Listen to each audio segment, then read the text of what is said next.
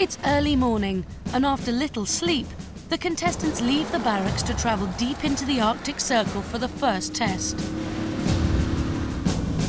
With only 3 hours of daylight and temperatures that drop to -15 degrees, Peter, Becky, Daksha and Dean now have to cook a 3-course meal using basic rations for 88 Royal Marine Commandos returning from manoeuvres.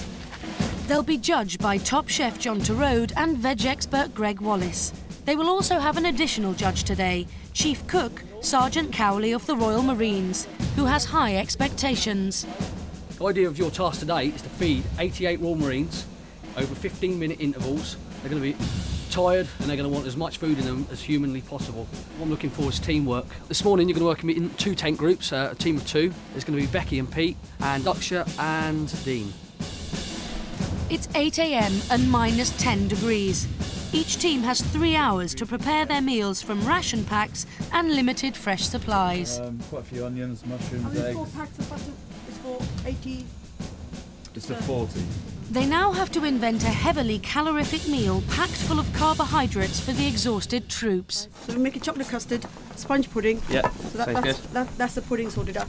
Let's get the soup on and let's get that started. Then while the soup is on, we can sort out the main thing. Daksha and Dean start quickly, deciding to cook soup, sausage and lamb pie with spicy rice, and sponge pudding and custard for dessert. Daksha's used to cooking for large parties at home on a regular basis.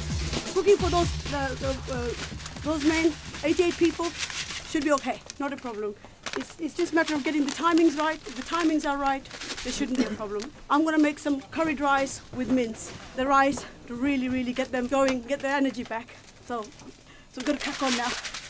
Within minutes, she takes control and starts to organise Dean. You do the soup, right? And I'll start on the main. Dessert comes in a minute. Dean lets the more experienced Daksha assume control. Obviously, it's a very important meal for these commandos. Obviously, if they've been out in the cold for a few days, they're going to need someone to warm their cockles.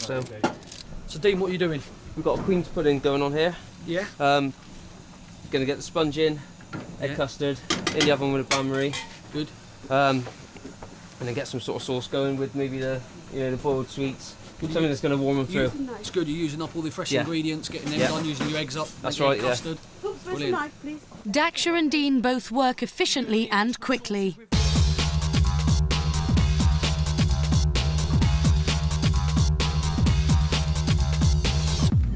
Meanwhile, in the other tent, Peter and Becky are still deciding their menu.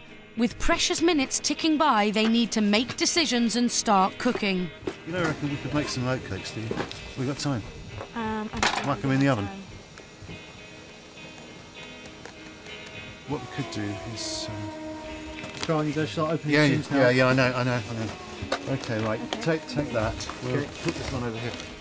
After 20 minutes, Peter and Becky still haven't started cooking. Sergeant Cowley has to step in. The chili con carne, it's actually 4 items.